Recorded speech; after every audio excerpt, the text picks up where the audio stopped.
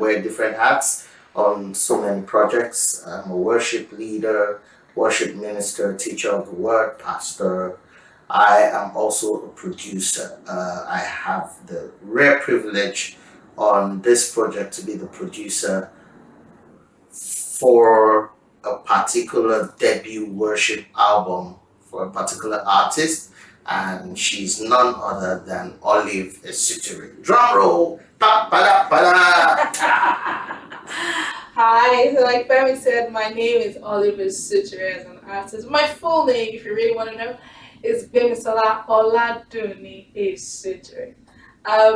So kind of like Femi, I also wear different hats. I'm a wife, a mom, I run my own business, I'm a worship leader, and I decided to take the bold step of obedience and also just fulfill a call that's been on my heart for a long time and go into worship ministry, starting with this debut album, like Femi was talking about. And it has been a journey. So I'll let Femi talk about that. Yeah, well, what a journey it is.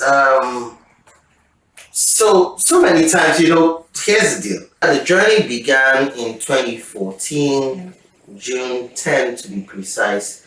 I remember I was walking into church for rehearsal in Nigeria, Abuja to be precise. I was walking into church and then I heard my phone, my phone just rang and I picked up the phone and it was a call from her.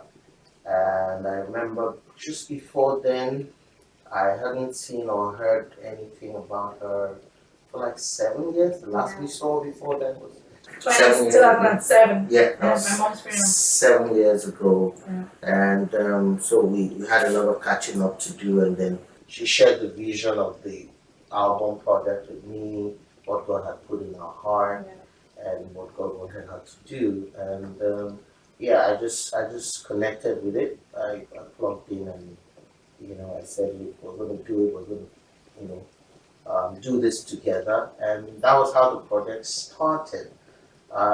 Interestingly, this is June 2019, exactly about 5 years. 5 years, y'all. 5, number of grace. 5, right? And yes, we have seen God's grace on this project. It's been God's grace all the way. Little did we know, what we were bargaining for when, she decided to follow God and decided to ask me to come along. Many times we used to say, all we did was just say yes to God. We didn't ask for all these problems. And it's been a lot. But we're here. Yeah. The project is winding up. We're at the final stages of mixing and mastering. The album is about to, be launched very soon. And we're just excited about God's faithfulness. Yeah. God's power has been tremendous. The things we have gone through, the journey in itself is part of what we wanted to share with you. Just to encourage someone out there, God has given you a vision and a dream. Don't sit on it. Start. Just start. Do it. I believe God strongly that this will encourage you to find the right people to connect with the dream that God has put in your heart. And once you do that, just start. It's not going to be easy. It's going to be challenging. There's going to be some different challenges. Yeah. But just know at the back of your mind that God will show up. And at the end, you'll be able to say, like us, truly God has been faithful. Yeah. You want to tell us a little bit about that journey? So the journey, so after, I called in June 2014 and we were like, it was going to be quick. In my head, it was going to be done by June 15 and the album was going to be out. And then, I June 2015. 2015, it was going to be done by June 2015. That's what I thought in my head, right? I gave it to him 14. My next year will be done, everything will be out. And then I kind of sent him very rough, extremely rough versions of the songs. I'll tell you how rough they are in a moment. Really rough versions of the songs, and you'll send them to him by email. And then I think within a couple of weeks, he had brought back one of them, celebrated, and I was like super excited. And within, we kind of rounded up going back and forth over the backing track of that. I think by the end of the year, we kind of started talking about the backing tracks of 2 or 3 of them. And then comes June 15, it was Easter. 2015. I had gone to sing at a concert in another town. At this point, we just left England. We're now living in Canada. And I'd gone to lead worship at a concert in Regina, in Saskatchewan.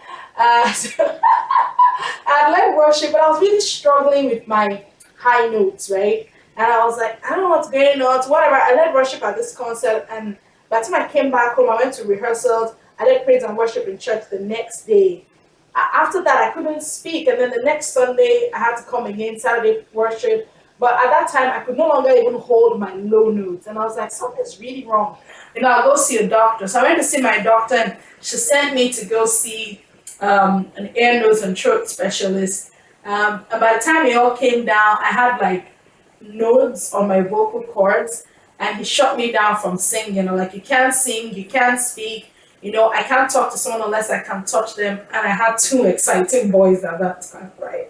So, and I talk for a living. So it was like tough. And then, so I was off. So it could be off for a whole year, trying to let the vocal cords heal themselves naturally. It was like, I don't want to do surgery. I just want them to heal. So I couldn't sing. I couldn't speak unless I could touch someone. And I was off singing for a year. So that kind of puts everything on the project on the back. Now, while that was happening, back in Nigeria on Femi's side, so Femi, you tell us about that story. Yeah, while she was going through what she was going through, my wife and I were having, we were going through some stuff too. 2015. My wife was diagnosed with ovarian cancer, and it was a very trying time for us. I remember at that time, at some point we had to fly out of Nigeria so that she could get some treatment in the United Kingdom. So we went to the United Kingdom so that she could be treated. She had some multiple surgeries. She had chemotherapy. 2016, she was declared cancer-free. January 2016, she was declared cancer-free. We came back to Nigeria, and then for some reason, there was a reoccurrence again, and this time, that was in 2017. We had to then go over to India for her to receive some more surgeries and chemotherapy treatment and all of that. So from 2015 all the way to 2018, she passed on December 2018. It was quite a trying time for me, but